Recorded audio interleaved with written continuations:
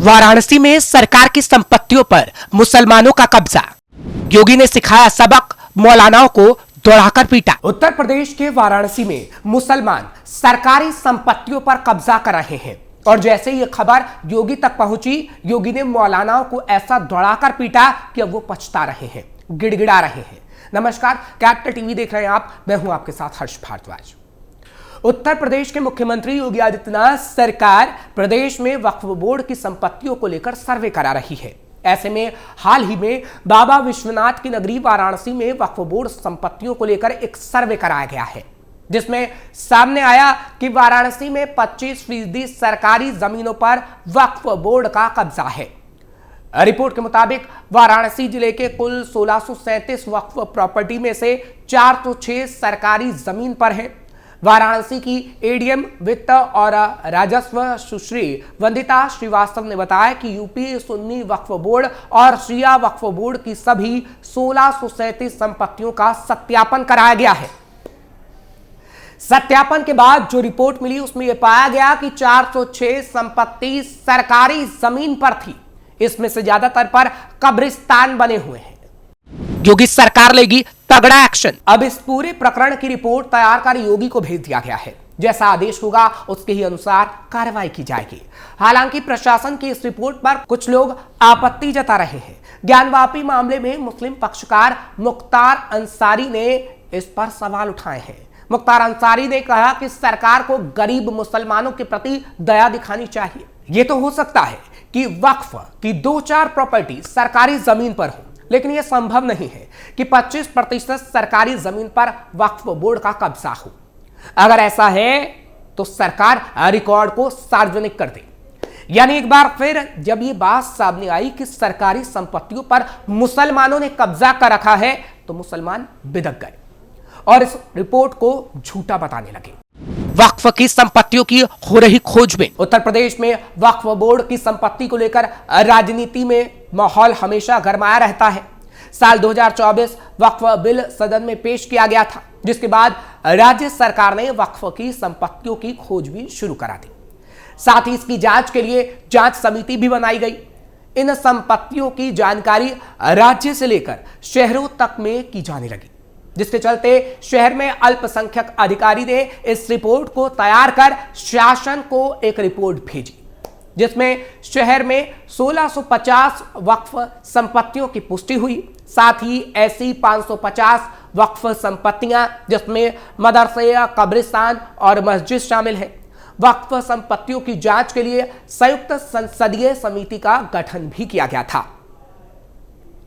जिसके चलते राज्य और शहर से संपत्तियों के चिन्हित कर शासन को रिपोर्ट दी जानी थी, जिसके चलते कानपुर में भी ऐसी ही संपत्तियों की जांच शुरू हुई और तकरीबन 1650 वक्फ संपत्तियां सामने आई, जिसमें से एक और चौंकाने वाला मामला सामने आया था। इसमें 550 वक्फ की ऐसी संपत्तियां शामिल हैं जो सरकारी जमीन पर स्थापित है और वक्फ इन जमीनों पर अपना दावा कर रहा है। वहीं पिछले दिनों इस बारे में अल्पसंख्यक अधिकारी पवन कुमार सिंह ने कहा कि शहर में 1650 संपत्तियां वक्फ की चिन्हित हुई हैं, जिसमें से 550 संपत्तियां सरकारी भूमि पर बनी हुई प्रतीत हो रही हैं। वक्फ बोर्ड की धारा 37 के रजिस्टर में दर्ज अभिलेख के आधार और तहसील स्तर पर जांच कराकर ऐसी संपत्तियों को चिन्हित किया गया है और जिलाधिकारी के माध्यम से इसकी रिपोर्ट शासन को भेजी जाएगी। फिलहाल संयुक्त संसदीय समिति की टीम कुछ दिनों में प्रदेश की राजधानी लखनऊ पहुंचेगी। वो सभी रिपोर्ट को राज्य सरकार को देगी, जिसके बाद यह फैसला किया जाएगा कि जो सर्वे रिपोर्ट में सामने आया है कि सरकारी जमीनों पर वक्फ ने कब्जा कर रखा है, उस पर सरकार बड़ी कार्रवाई करेगी और उन जमीनों के लिए कदम उठाएगी। सवालों के घेरे में वक्फ बोर्ड। आज पूरे देश में कई संपत्तियों के मामले में वक्फ बोर्ड की सच्चाई उजागर हो रही है। वक्फ बोर्ड का जहां जब किसी भी प्रॉपर्टी पर मन आता है वो अपना घोषित कर देता है। अब न्यायालय में संघर्ष करने की बारी सामने आने वाली है। अगर वह कमजोर है, गरीब है, आर्थिक रूप से बहुत संपन्न नहीं है, तो यह वक्फ बोर्ड उस व्यक्ति की जमीन को छीन ही लेता है। अब नए ताजे प्रकरण ने एक बार फिर वक्फ बोर्ड को सवालों के घेरे में ला दिया है। बात सिर्फ यूपी तक ही सीमित नहीं है। पिछले दिनों तो कर्नाटक के विजयपुर जिले में वक्फ बोर्ड अधिनियम पर चर्चा तेज हो गई थी, क्योंकि वक्फ बोर्ड का साथ कांग्रेस की सरकार ने दिया, जिसमें कुछ किसानों की जमीनों को वक्फ में शामिल करने का निर्णय लिया गया।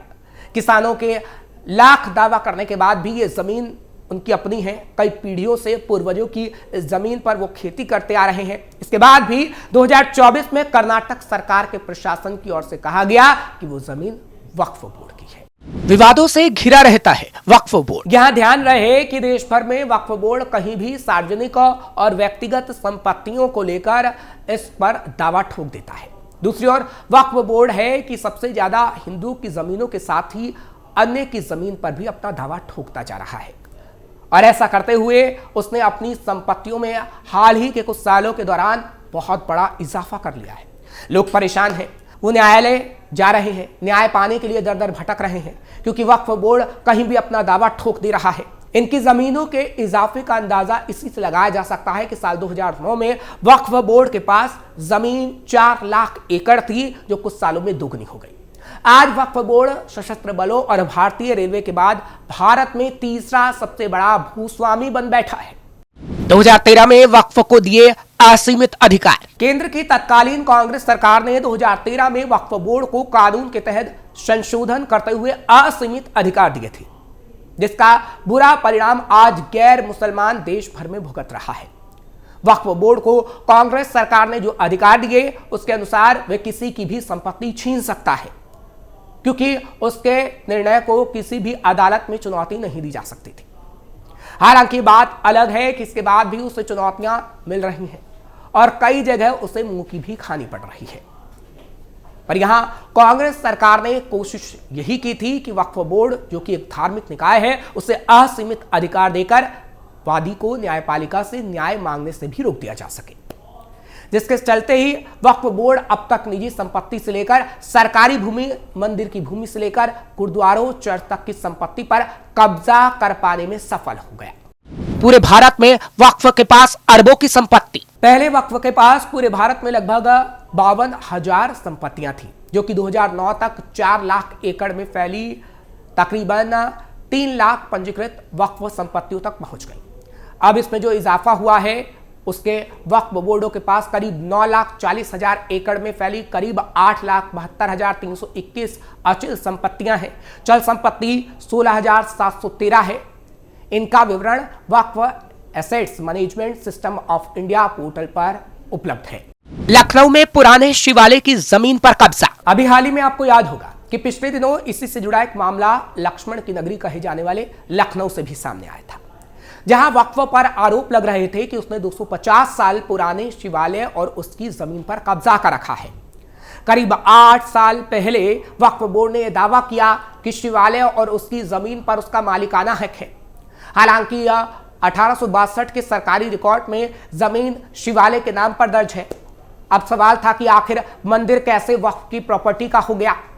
250 साल पुराने शिवालय पर किया गया था दावा। लखनऊ के सादतगंज में करीब 250 साल पुराने शिवजी मंदिर पर वक्फ ने अपना मालिकाना हक दिखाया हुआ था। करीब 8 साल पहले वक्फ ने कागजों में इसे अपनी संपत्ति घोषित कर रखा था। हालांकि वक्फ के इस दावे को कोर्ट में चुनौती दी गई थी।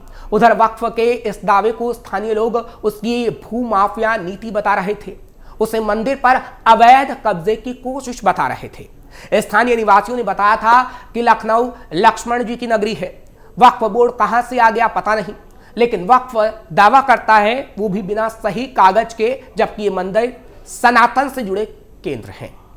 सामने आई थी वक्फ बोर्ड की सच्चाई। अब आपको वक्फ का खेल समझाते हैं कि कैसे ये खेल खेला गया था। दरअसल वक्फ बोर्ड ने 2016 में शिवालय और उसके आसपास की जमीन को अपनी जमीन बता दिया। इसके बाद वक्फ बोर्ड ने वो जमीन माफिया मुख्तार अंसारी की पत्नी अफशा अंसारी को लीज पर दे दी। आरोप है कि अफशा अंसारी ने वक्फ बोर्ड से लीज पर ली जमीन पर प्लॉट काटकर बेच दिया।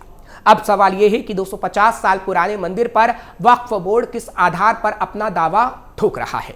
स्थानीय लोगों का कहना है कि आखिर एक मंदिर वक्फ की संपत्ति कैसे हो सकता है, क्योंकि वक्फ तो उस संपत्ति को कहते हैं जो एक मुसलमान दान करता है, और किसी मुस्लिम शख्स ने मंदिर दान कर दिया होगा, ये बात समझ से परे है।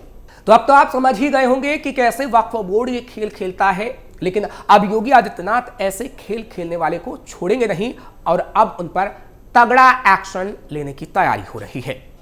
फिलहाल आपको ये खबर कैसी लगी आप कमेंट सेक्शन में जरूर बताइए। खबर को लाइक और शेयर करें, कैपिटल टीवी को सब्सक्राइब जरूर करिए।